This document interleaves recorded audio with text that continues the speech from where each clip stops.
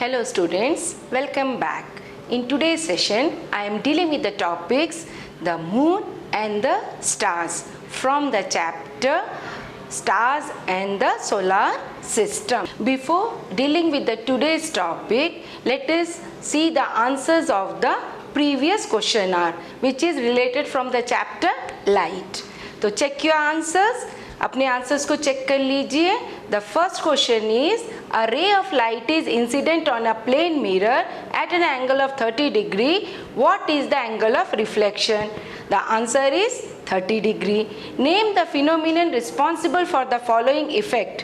When we sit in front of a plane mirror and write with our right hand, it appears in the mirror that we are writing with our left hand. Then that phenomena is known as lateral inversion. The next question is define reflection. The phenomenon in which a ray of light after falling on a smooth polished surface returns back into the same medium is called a reflection. The fourth one, how do we see various objects? We see various objects due to the reflection. As we know, all surface reflects light. When light falls on any object, it reflects the light. The reflected light reaches our eyes and we are unable to see the objects.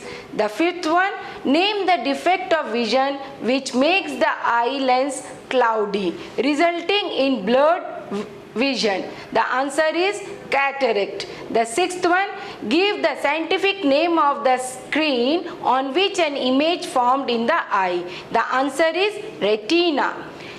You see your image in a plane mirror. State two characteristics of the image so formed. The answer is it forms a virtual image. The next is size of the image is the same as the size of the object. The eighth one, name the process which is involved in the formation of a rainbow, and that process is dispersion. And the ninth one, what is the far point and near point of the human eye with normal vision? Far point is infinity and the near point is 25 centimeter for the normal vision. Now the today's chapter तारे एवं सौर परिवार यानी the stars and the solar system.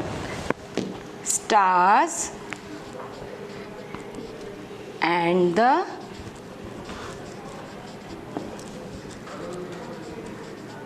Solar system.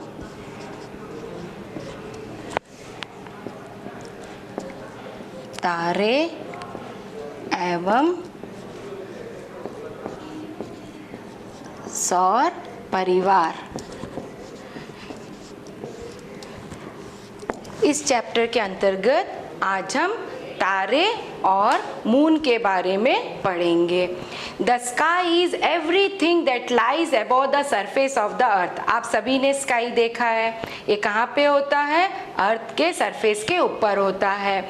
Including the atmosphere and outer space we see many objects that are actually in the space, such as the sun, the moon and stars, because they are in the sky. On a clear day, the sky appears blue. और हमें क्या दिखाई देता है? हमें सन दिखाई देता है. कभी कभी मून भी जो है हमें दिन के टाइम, सुबह के समय जो है दिखाई देता है. Look at the sky on a dark clear night. अगर हम डार्क नाइट में क्लियर और स्काई एकदम क्लियर हो तो हम क्या देखते हैं? You see the entire sky dotted with countless stars. उनमें से कुछ ब्राइट होते हैं और कुछ कम ब्राइट होते हैं. उन्हें ध्यान से देखिए. क्या ये सभी ट्विंकल करते हुए यानी टिमटिमाते हुए दिखाई देते हैं? क्या आपको स्टार जैसा कोई ऑब्जेक्ट दिखाई देता है जो ट्विंकल ना कर रहा हो? What are they? They are planets. So what are celestial objects. अब हम देखते हैं कि सेलेस्टियल ऑब्जेक्ट्स या खगोलीय पिंड किसे कहते हैं. The stars planets, the moon and many objects in the sky are called celestial objects. Sky में जो भी चीज़ यानी आकाश में जो हमें दिखाई देते हैं, जैसे कि स्टार्स है, प्लैनेट्स है, मून्स होते हैं, कॉमेट्स होता है, इन सभी को हम क्या कहते हैं? खगोलीय पिंड कहते हैं. Now the moon. मून क्या होता है? आप सभी ने मून को देखा है. The moon is the brightest object in the night sky. Night sky में मून जो है दिखने वाला एक ब्राइटेस्ट ऑब्जेक्ट होता है. Now see the video on the topic moon. It is the nearest large celestial body. It is the brightest object in the sky after the sun. The moon does not produce its own light and it has no atmosphere. Moon earth का natural satellite है. Moon revolves around the अर्थ.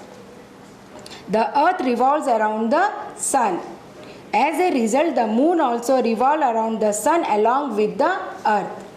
इसका revolution period 29.5 days का होता है और rotation period 27.8 days का होता है. As you see in the video, the moon revolves around the earth. Moon जो है अर्थ के चारों ओर घूम रहा है. On July 21st, 1969, the American astronaut Neil Armstrong and the Edwin Aldrin landed on the moon for the first time. बच्चों, आपने video में देखा the moon is a natural satellite of the earth. Moon is 1/4 of the earth size. Earth से इसका distance 3,84,403 kilometre होता है. Now what mass of the moon? 1/8 of the earth mass. It has no atmosphere, no air and no water. क्या temperature होता है वहाँ पे? The day is about 110 degree Celsius. दिन के समय वहाँ का टेम्परेचर 110 डिग्री सेल्सियस होता है, यानी काफ़ी गर्मी होती है. And night is -150 degree Celsius. और रात काफ़ी ठंडी होती है. वहाँ का टेम्परेचर जो है -150 डिग्री सेल्सियस होता है. अब हम देखते हैं कि फेजेस ऑफ मून किसे कहते हैं. What are the phases of moon? Phases of moon क्या होता है?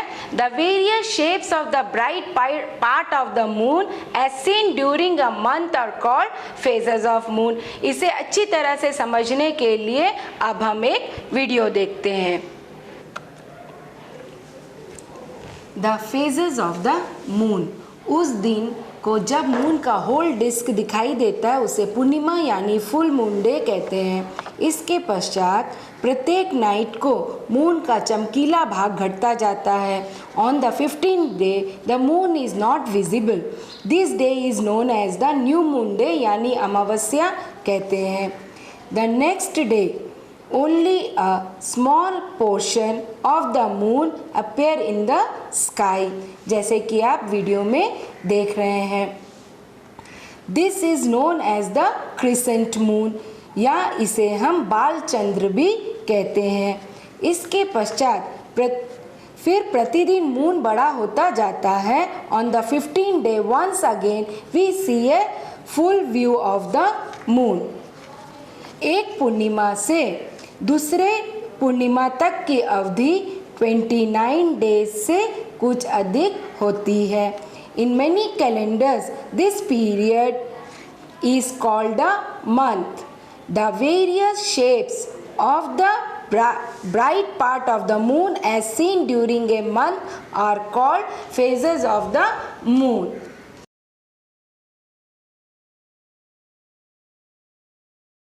तो आपने वीडियो में फेजेस ऑफ मून देखा कि मून के क्या क्या फेजेस होते हैं. तो first, the phases of the moon, the various shapes of the bright part of the moon as seen during a month are called phases of moon. Now you can seen in the video. तो आपने video में देखा full moon क्या होता है. When rays from the sun falls directly on the moon it is seen as a full disk of it is seen as a full disc.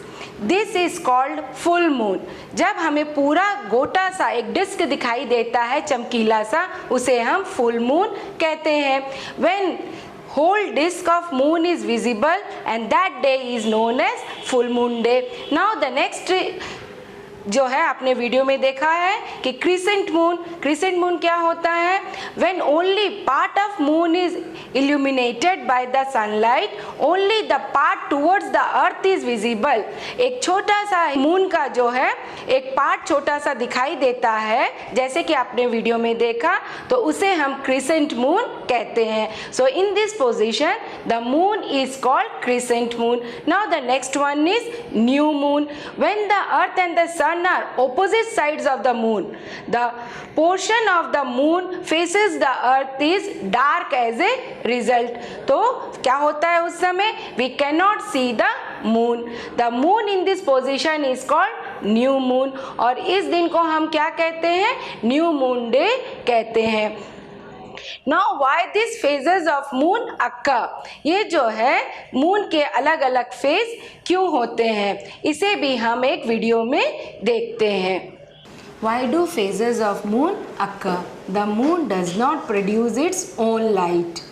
We see the moon because the sunlight falling on it gets reflected towards us, means towards the earth. तब जाकर हमें moon दिखाई देता है। इसीलिए हम moon के उसी पार्ट को देख पाते हैं जिस पार्ट से सन का रिफ्लेक्टेड लाइट हम तक पहुंचता है। Now let us see the activity which shows the position of the moon in its orbit and its corresponding phases. एक बड़ी गेंद लेंगे, इसके हाफ पार्ट को वाइट तथा दूसरे आधे पार्ट को ब्लैक कलर कर देंगे। अपने 2 फ्रेंड्स के साथ प्लेग्राउंड जाएंगे। ग्राउंड में लगभग 2 मीटर रेडियस का सर्कल ड्रॉ करेंगे। Divide the circle into 8 equal parts, जैसे कि आप वीडियो में देख रहे हैं।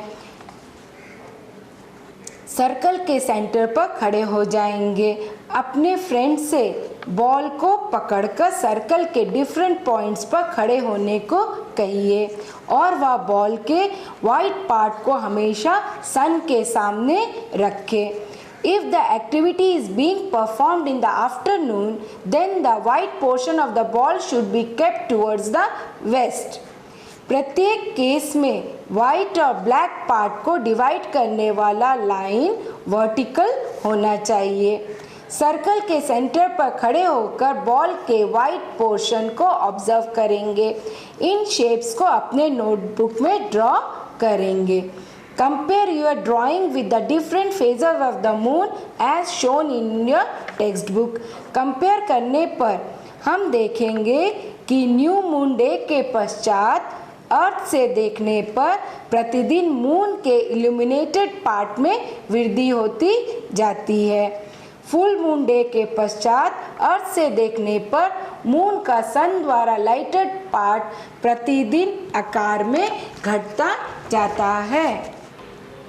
तो आपने वीडियो में देखा कि why the phases of moon occur, ये मून के अलग अलग फेज क्यों होते हैं। जब मून सन और अर्थ के बीच होता है तो हम मून को नहीं देख पाते हैं, क्योंकि सनलाइट मून के उस साइड पर नहीं पड़ता है जो हमारी ओर है। This is the new moon phase.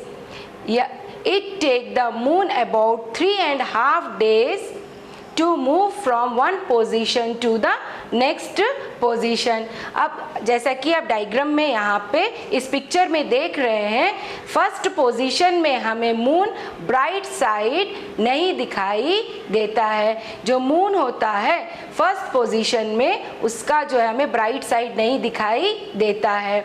तो this is a new moon which is very difficult to see. फिर आगे देखिए आप, हमें थर्ड पोजीशन में हाफ मून दिखाई देता है। तब से हमें मून का जो डार्क और ब्राइट इक्वल पार्ट से दिखाई देता है। अब आप ध्यान दीजिए फिफ्थ पोजीशन में, फिफ्थ पोजीशन में हमें मून का पूरा ब्राइट साइड दिखाई देता है या फुल मून है। इसके पश्चात प्रत्येक नाइट को मून का ब्राइट पार्ट घटता जाता है। On the 15th day the moon is not visible again and this is the new moon day. इस तरह से न्यू मून डे या फुल मून डे जो है वो 15 डेज के अंतर में हमें दिखाई देता है। So why the phases of the moon occur? The phases occur because the sunlight up different parts of the moon as it circles around the earth. The phase visible to us on the position of the moon in relation to the sun and the earth. Now the next topic is the relative position of the sun, moon and the earth on the new moon day and the full moon day.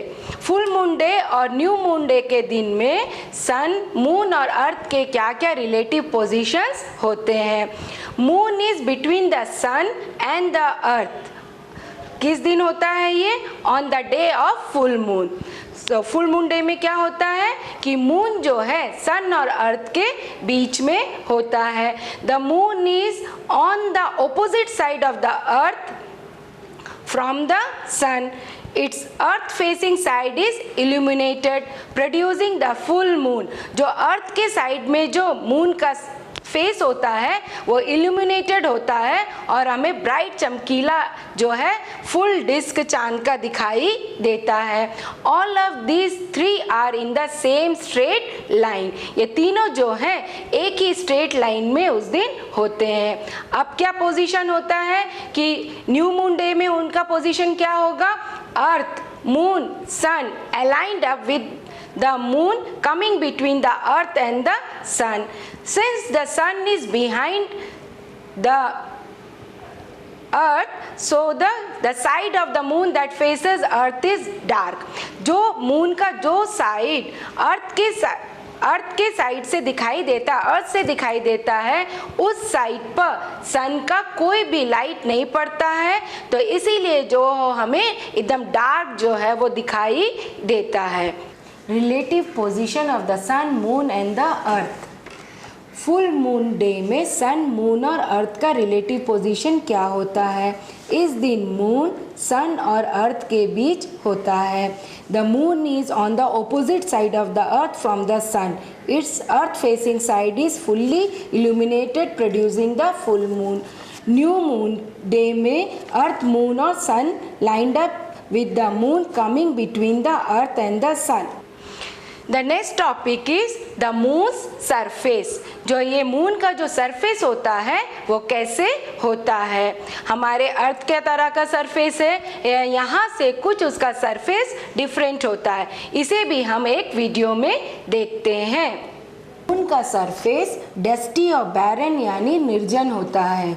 There are many craters of different sizes. इस पर बहुत से steep और ऊंचे पर्वत यानी mountain होते हैं। मून पर एटमॉस्फेयर नहीं होता है, वहाँ पर कोई भी मीडियम जैसे एयर और वाटर नहीं होता है, इसलिए वहाँ हम सुन नहीं सकते हैं।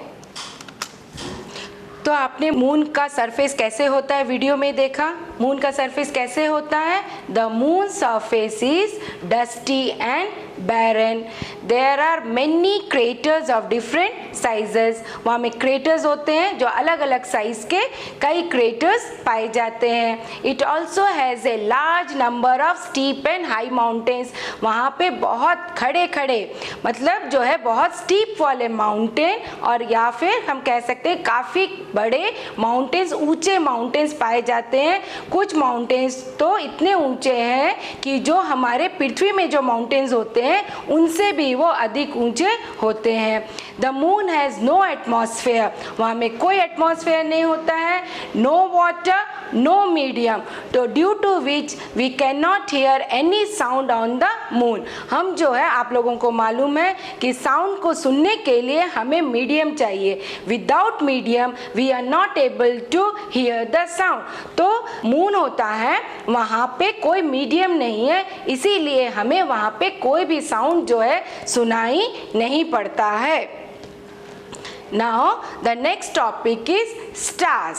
स्टार क्या होते हैं? आप सभी ने जो है स्टार को देखा है। तो अब हम एक वीडियो देखते हैं। The stars.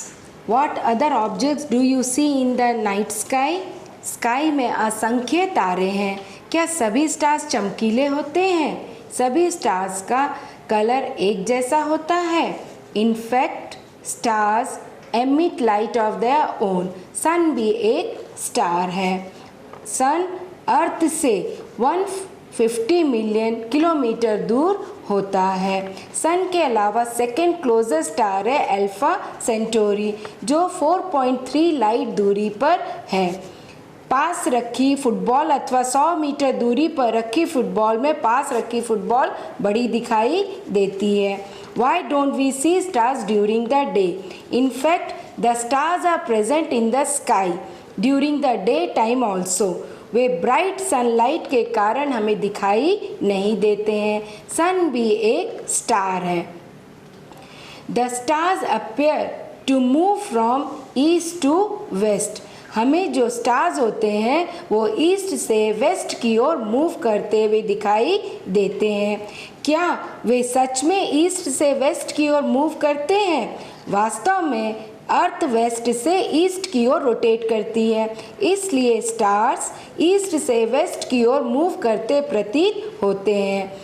इसे आप ऐसे भी समझ सकते हैं, जब आप बस या कार में जाते हैं तो निकट के ट्रीज अथवा बिल्डिंग पीछे डायरेक्शन में जाते प्रतीत होते हैं, या फिर किसी बड़े कमरे में सेंटर में खड़े होकर रोटेट कीजिए। रूम में रखे ऑब्जेक्ट्स किस डायरेक्शन में मूव करते प्रतीत होते हैं? आप देखते हैं कि वे आपके ऑपोजिट डायरेक्शन में मूव करते हैं। There is one star in the sky which does not move at all. It is pole star. तो आपने स्टार्स पर वीडियो देखा। So what are stars? Stars are celestial objects like the sun. They are extremely hot and have light of their own. उनका अपना light होता है। They emit heat and light. They consist mostly of hydrogen gas. We cannot see the stars during daytime because of sunlight. Because the light of the sun is very bright, that's why we cannot see the star during the daytime. Stars are much bigger than our earth. Apparently some stars are bigger than the sun. They appear small because they are very far away from us. कुछ stars जो हैं वो सन से काफ़ी बड़े होते हैं, फिर भी वो हमें दूर इसलिए दिखाई देते हैं क्योंकि वो सन के कंपेयर में अधिक दूरी पर होते हैं। When seen from the earth, the stars appear from east to west. This happens due to the rotation of the earth from west to east about its axis. अर्थ से जब हम स्टार्स को देखते हैं तो ये ईस्ट से वेस्ट की ओर मूव करता हुआ दिखाई देता है, पर वास्तव में जो ये स्टार्स होते हैं वो मूव नहीं करते हैं, पर ये मूव करते हुए इसलिए दिखाई देते हैं क्योंकि जो हमारा अर्थ है वो अपने एक्सिस पर वेस्ट से ईस्ट की ओर जो है रोटेट करता है। There is one star that appears stationary when seen from the earth, and that star is pole star. It lies on the axis of rotation of earth. एक star है जो हमेशा हमें स्टेशनरी दिखाई देता है, उसे हम पोल स्टार कहते हैं। ये कहाँ पे होता है? ये अर्थ के जो एक्सिस होते हैं उस पर जो है ये लोकेट होता है, और इसीलिए जो है ये मूव करता हुआ दिखाई नहीं देता है। Now the next topic is constellation. The group of stars which appear to form some recognizable shape or pattern is called constellation. अब हम constellation के ऊपर वीडियो देखते हैं। Look at the sky for some time. क्या कुछ stars video में दर्शाए अनुसार शेप्स के समूह या ग्रुप बनाए हुए दिखते हैं? पहचानने योग्य शेप्स वाले स्टार्स के ग्रुप को कॉन्स्टेलेशंस या तारामंडल कहते हैं, जैसे कि आप वीडियो में देख रहे हैं, जैसे Ursa Major, the Great Bear, One of the most famous constellation which you can see is Ursa Major. इसे बिग बेयर, ग्रेट बेयर अथवा सप्तऋषि भी कहते हैं। यह क्वेश्चन मार्क अथवा बड़े लेडल या कलछी की तरह दिखाई देता है। इस कॉन्स्टिलेशन में 7 स्टार्स होते हैं।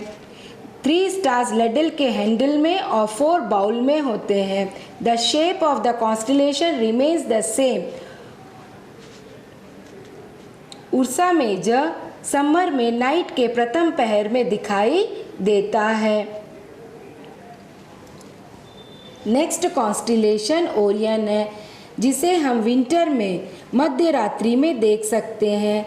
It is one of the most magnificent constellation in the sky. इसे हंटर भी कहते हैं। The 3 middle stars represent the belt of the Hunter.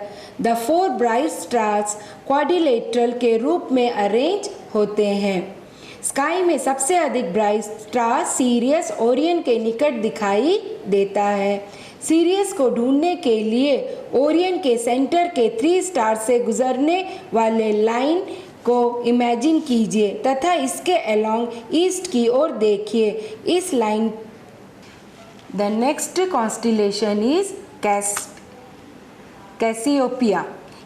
It is another prominent constellation in the northern sky. या winter में night के early part में दिखाई देता है या इंग्लिश के अल्फ़ाबेट W अथवा M के बिगड़े रूप जैसा दिखाई देता है। तो आपने कॉन्स्टिलेशन के ऊपर वीडियो देखा। Now what are the characteristics of constellation. Constellations के क्या क्या कैरेक्टर्स होते हैं। All the stars in the constellation stay together. सभी स्टार्स एक साथ रहते हैं। The shape of the constellation always remains the same. उनका शेप जो है कभी भी चेंज नहीं होता है। Constellations appear to move from east to west in the sky. This happens due to the rotation of the earth from west to east. Constellations are named after the figure they resemble. उनका जो नामकरण है वो किस figure के द्वारा वो मिलते हैं, उस फिगर के आधार पर जो है उनका नामकरण होता है। Some important constellation, इसे भी आपने वीडियो में देखा। The first one is Ursa Major. It is also known as Big Dipper, the Great Bear और the सप्तऋषि। इनमें जो है 7 प्रोमिनेंट स्टार्स होते हैं। ये जो है एक बिग लेडल या करछी के तरह या क्वेश्चन मार्क की तरह दिखाई देते हैं। Apparently it is visible during summer in the early part of the night. ये हमें नाइट के अर्ली पार्ट में समर सीजन में दिखाई देते हैं। Pole star can be located with the help of Ursa Major. इसके हेल्प से हम पोल स्टार को लोकेट कर सकते हैं। The next constellation is Orion. Orion, it can be visible during winter in the last और the late evening. It is also known as the hunter. इसे हम हंटर भी कहते हैं। इट हैज 7 और 8 ब्राइट स्टार, जैसे कि आप इस पिक्चर में देख रहे हैं। The Sirius which is the brightest star in the sky is located close to the Orion. जो ब्राइटेस्ट स्टार सीरियस होता है वो ओरियन के जो है पास में ही हमें दिखाई देता है। The next important constellation is Cassiopeia. It is another prominent constellation in the northern sky. It is visible during winter in the early part of the night. It looks like a distorted letter W or M. ये जो है winter season में हमें दिखाई देता है। ये northern sky में दिखाई देता है और अगर हम W या M को कुछ बिगाड़ कर लिखे तो यह उस शेप में हमें दिखाई देता है। Hope you understood the today's session. Stay home, stay safe and stay healthy.